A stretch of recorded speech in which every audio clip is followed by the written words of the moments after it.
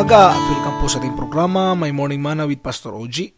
Buksan po natin ang ating mga Biblia sa aklat po ng Matthew chapter 15 verse 8.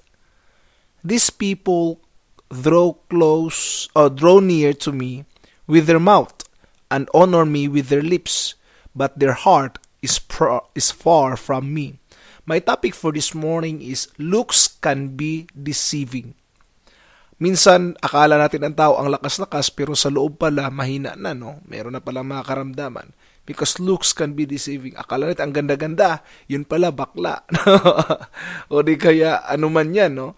Looks can be deceiving. Now, anong ibig kong iparating dito? Remember this, that with regards to our spiritual health, hindi porke nagsisimba ang isang tao, malakas na siya. Spiritual health is not determined by how we look, but how we live. Diyan po yan sa loob natin. Let's ask God to search us, to know our hearts, test us, and lead us in His way.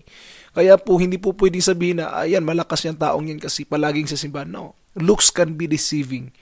As we talk the talk, let's make sure we walk the walk. Ang napakahalaga po, hindi lang hanggang salita, kundi hanggang sa gawa din ay papatunayan natin. Tingnan natin sa ating, hindi lang basta sinasabi na isang Kristiyano siya, sapat na yon.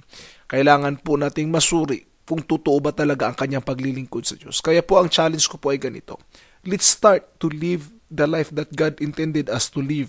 No, huwag tayong padaya, no. Huwag nating hayaan na yung mga isip natin ay madaya ng mga tao na sabing, yan, matapat yan, but his lifestyle is far from God.